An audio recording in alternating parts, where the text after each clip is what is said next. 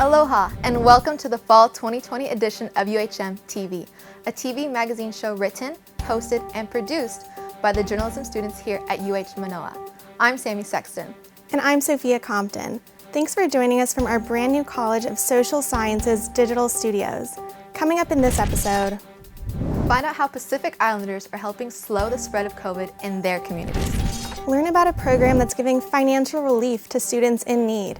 Plus, an exclusive talk story session with a proud UH alum and State House Speaker, Scott Saiki. Stay with us for the special edition of UHM TV. First, we want to start by congratulating all the graduates from the class of 2020. Today would have marked their official graduation day, but because of COVID safety guidelines, all in-person commencement exercises have been canceled this year. However, this doesn't prevent students from earning their degree.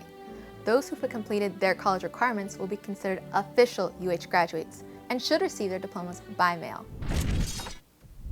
Coronavirus has hit Pacific Islanders the hardest during this pandemic, according to state health reports. But as Cassie Ordonio tells us, advocates are hoping to change all that with better communication and more resources. In Hawaii, Pacific Islanders are hit harder by the pandemic than any other group. The group had a disparity of citations for violating the stay-at-home order and had an outsized share of COVID-19 infections. After pushback from the community, the spread of COVID-19 significantly dropped. Community leaders have worked hard to provide essential supplies and services. The community is impacted greatly. However, the community has great resiliency. We Are Oceania had delivered 100,000 masks and provided translation in their own languages to educate the people about the stay-at-home order. Once you understand something, then how they do it is like very simple. If they can understand the biology of the disease, then they can understand why they have to wear a face mask, social distancing, washing hands. That makes it very simple, yeah. In the beginning of the pandemic, Pacific Islanders made up 30% of cases, yet they are a fraction of the population. That number has declined now to 16%. And it looks like, we were seeing something, our numbers are, compared to other people, it wasn't too bad, relatively, given the pandemic. So, and a lot of it has to do with, with all the educational part, Though it's a huge accomplishment for the community, WOW refuses to relax their effort. For more information, visit the We Are Oceania website or call the helpline at the number below. For UHMTV, I'm Cassie Ordonio. Cassie, what if callers have trouble speaking English? Can they still get help? Yes, the helpline is available in 5 Pacific Islander languages, including Chuukese and Marshallese. Thanks, Cassie. Many UH students are also struggling to get by during this pandemic, especially those relying on financial aid. That's why the UH Foundation created a new emergency fund to support students in need. Many UH Manoa students have experienced financial difficulties due to COVID-19, leaving them to seek alternative resources like the Student Relief Fund. About 3,500 students have received aid out of about 5,200 who applied. More than $200,000 was dispersed to more than 500 students in the fund's first week. Funding was provided by local and national donors. Most of the needs were sadly very basic, food, rent, housing. They're the students whose parents worked in the tourism industry. These are some of our local kids, and both parents may have lost their jobs. So this really came in handy for those families and for the students. Pretty much I finished paying for college already for this semester, but it helped me pay off my loans that I took out. And I was broke at the time when I finished paying off school, so it was really nice to have money again. It was a struggle. I was really broke. While the Relief Fund is not currently giving out awards, you can go to the UH Manoa website to the Urgent Student Relief Fund tab to donate or stay updated. In other university news, UH researchers are finding that COVID is actually benefiting the world-famous Hanauma Bay. World-famous Hanauma Bay has been seeing clearer water, larger fish, and a regrowth of marine life after being closed to the public for 8 months. But with the recent reopening of the nature preserve, UH researchers fear the waters may be under threat once again. Since the COVID closure in March, the bay has been healing dramatically with a return of coral and fish populations not seen in decades. Signs of coral health are more easily identified, along with improved water quality.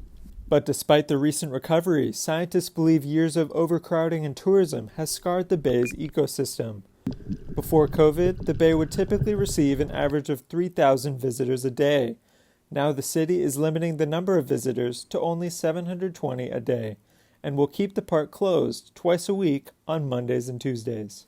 Yet even with these new restrictions in place, UH researchers from the Hawaii Institute of Marine Biology say that the past damage can never be truly undone, and the coral reef colonies will never be fully restored due to overuse. It's just that in that inner reef flat, it's so shallow that all of the stressors, not just humans, but also a lot of environmental stressors, keep it from growing upwards. Even at a distance, you can see that the water is much clearer than pre-pandemic conditions. Those who have entered the bay claim that the taste and smell of toxic sunscreen are completely gone.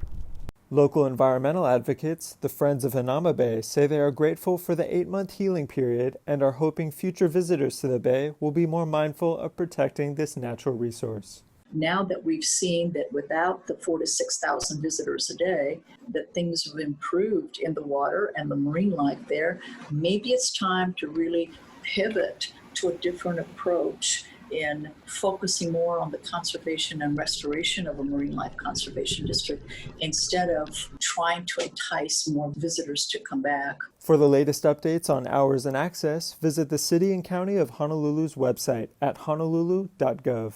For UHMTV, I'm Liam Thorpe. Protecting our natural resources is just one way to keep Hawaii sustainable. Another is to grow and buy locally grown foods. As Elizabeth Ufi explains, it's also a way to help reduce food insecurity. Just because of the uncertainty of what was happening, people, I got a lot more phone calls from people wanting to buy food from us. During this season of COVID-19, not many farms can say they were lucky enough to experience this growth in their number of clients. Whatever we lost in terms of restaurant sales, we picked up in terms of individual clients. For Senator Mike Gabbard, a member of the Chair of Agriculture Committee, a relationship like this between the community and farms is what Hawaii needs more than ever. So our farmers have been hit hard by COVID, having tourism shut down and many restaurants calling it quits. It has forced farmers to consider different markets. And so what we're seeing are farmers that are looking to community support. In 2019, Senator Gabbard co-introduced the bill Act 151, which would have required the Department of Agriculture to submit a strategic plan on how to double local food production by 2020. But due to the pandemic, the bill has been postponed until 2021. Meanwhile, the government brought alternative forms of support to the table. There were loans and funds that give financial help to farms who were affected by the pandemic. If you want to support our local farmers, you can find a farmers market near you through the Hawaii Department of Agriculture webpage. For UHMTV, I'm Elizabeth Ufi. When we return, how this local plant could mean more green for the state's economy. And why Hawaii's shipping industry could be charting a new course in maritime law. Stay with us for more on UHMTV. Hawaii is home to one of the best universities in the world, the University of Hawaii at Manoa.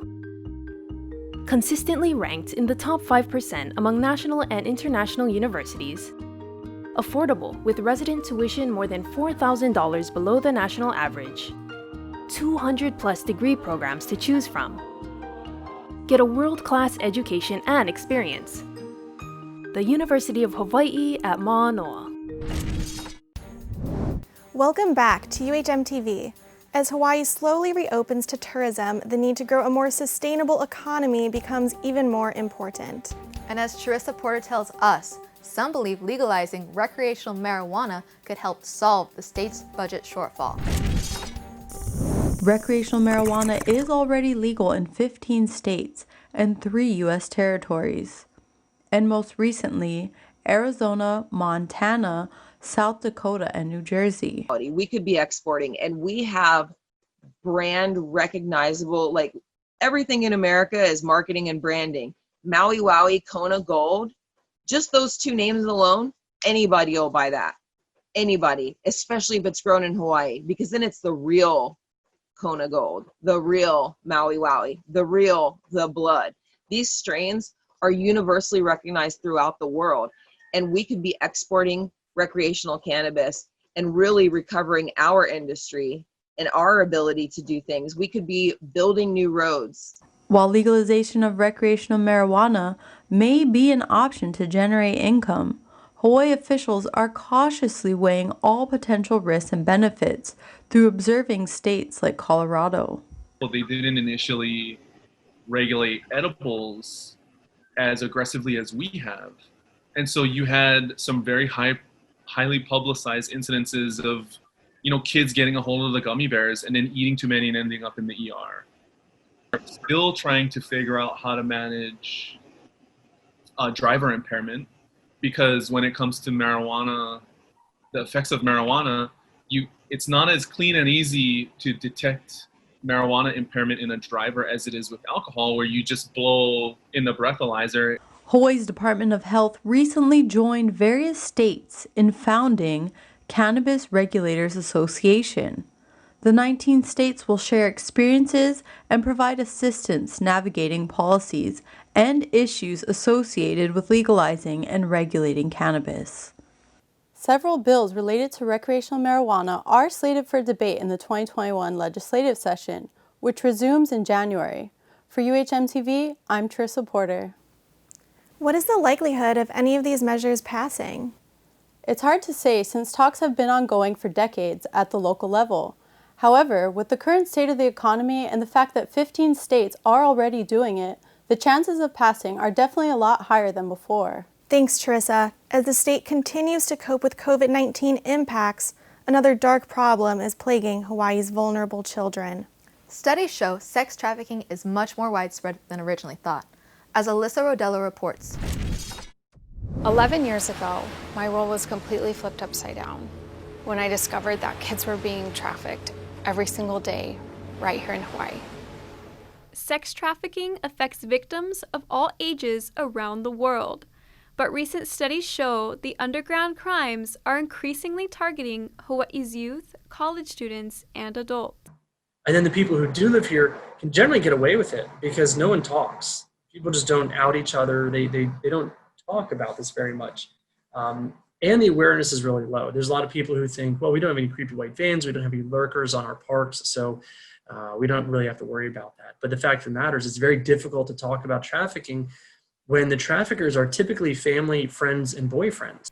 Human trafficking is a supply and demand issue that involves predators going after the vulnerable, forcing labor or sex acts in exchange for food, housing, or money. Some victims, they're being exploited like 10 times a day, 7 days a week. And if you're talking about, $100 to $150 per date, then we're talking about a lot of money. It really comes down to an imbalance of power. We got to accept the fact that it is going on here. The 2019 study also showed that 64% of exploited children are Native Hawaiian. That's why a local nonprofit, Ho'olanapua, is offering social services and treatment to survivors.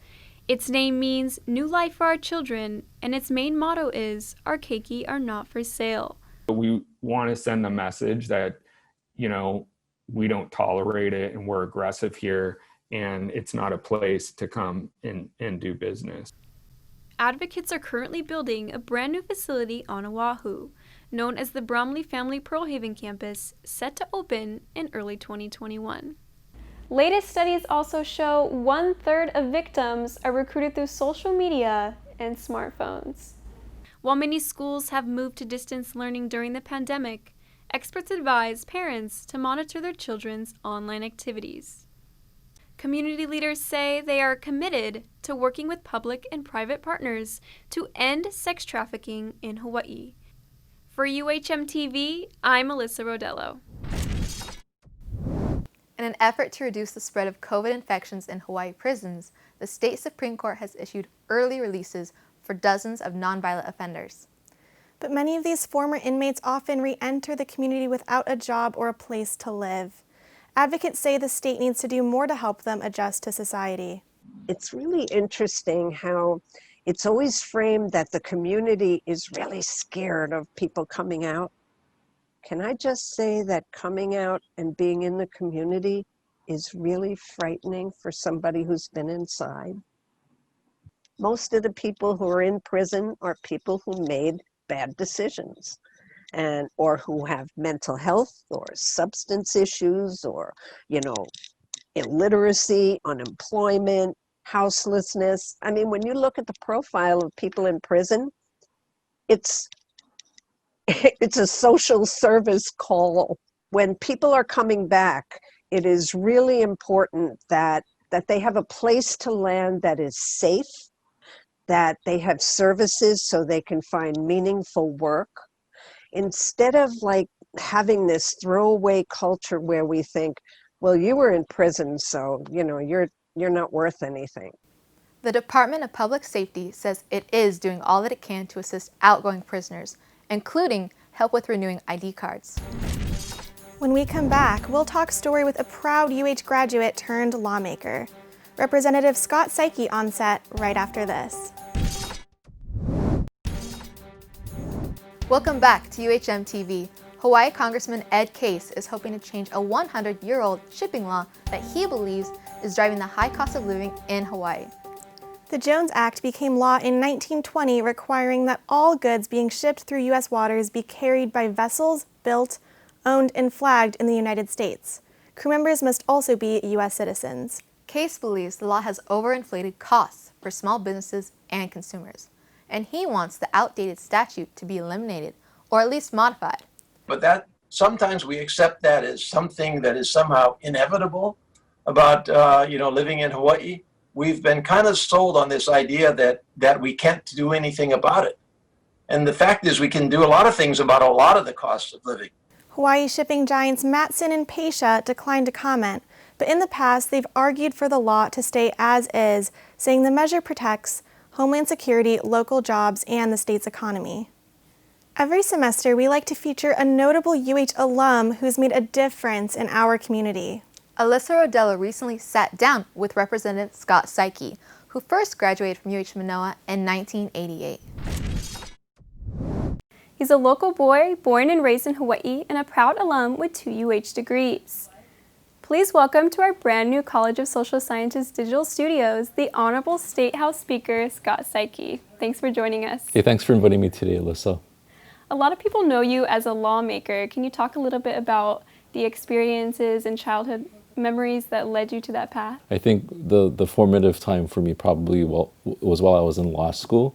I was a member of the class of 1991, and our class was actually, I think if you look back in recent history, has probably been one of the more activist classes at the law school in terms of just trying to promote social justice kind of at work there. So while we were students, we did things like we petitioned for reinstatement of a civil rights law course, public defender course.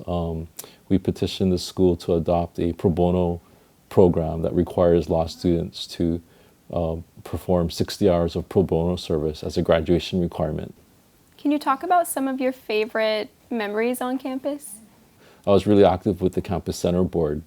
The Campus Center Board, was also very close with members of the ASUH Senate. And, we all got along pretty well. In fact, some of my classmates who are in the Senate are also now in the legislature.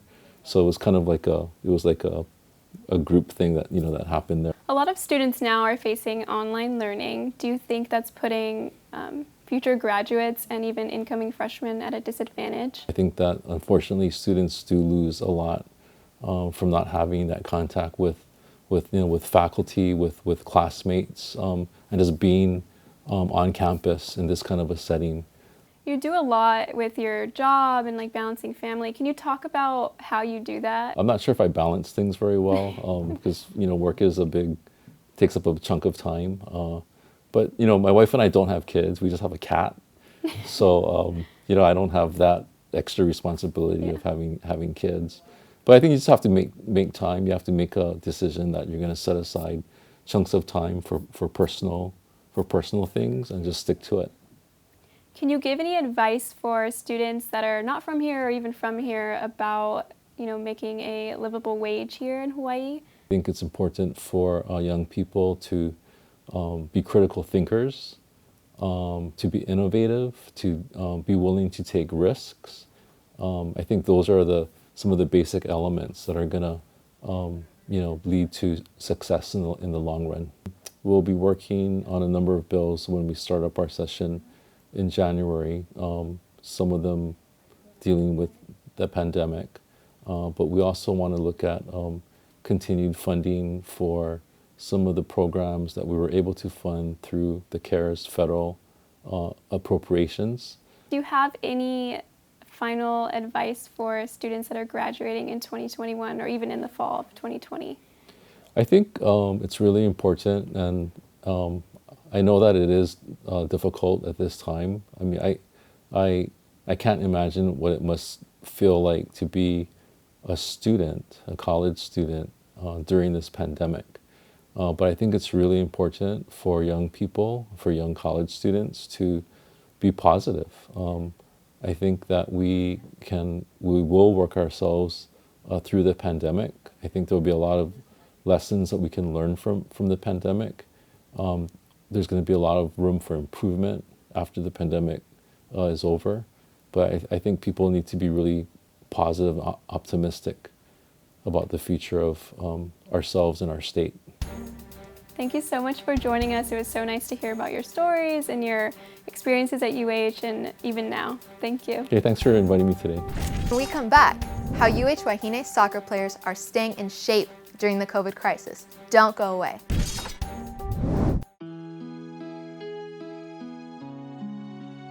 No matter where life takes you, whether near or far, we will always be connected.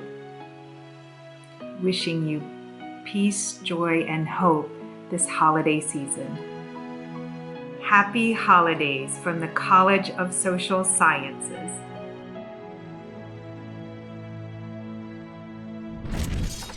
Welcome back to UHM TV. About a dozen UH sports have had to cancel or postpone their seasons this fall semester, including the UH Wahine soccer team. Athletes have had to adjust online practices and Zoom meetings with the team. But as Aloha Lau tells us, many are still optimistic despite playing the waiting game. Player Taylor Kapores and head coach Michelle Nagamine say players are staying healthy in mind and body. Our coaches are really helpful with just keeping us updated with like the Big West and what we're planning or what they're planning for the future seasons, and how to just keep in shape and stay healthy and have a healthy mindset and all of those things. The team has been practicing for a few weeks now. They have to wear face coverings while engaging in any physical activity and, as much as possible, remain distanced. We try to make sure that every day we're reminding them about being vigilant about safety and the COVID protocols, because we want to play. We had some sore legs for the first couple of days, and now it's been very, very smooth. Despite their setback, the team is trying their hardest to persevere through this delayed season to come out on top. I don't have other worries about like the delayed season. Like when it comes around, like I'm prepared for it, and my team and my coaches have helped me. Nagamine and her staff are working hard to ensure the overall safety and success of the team by encouraging them to train and practice hard so that they can play soon. There's a lot of what ifs that need to happen before we get to that point. But I think it's good that, we just feel very blessed that we don't have a season that was canceled. It was postponed. So we're just continuing to move forward and prepare like we will be playing in February.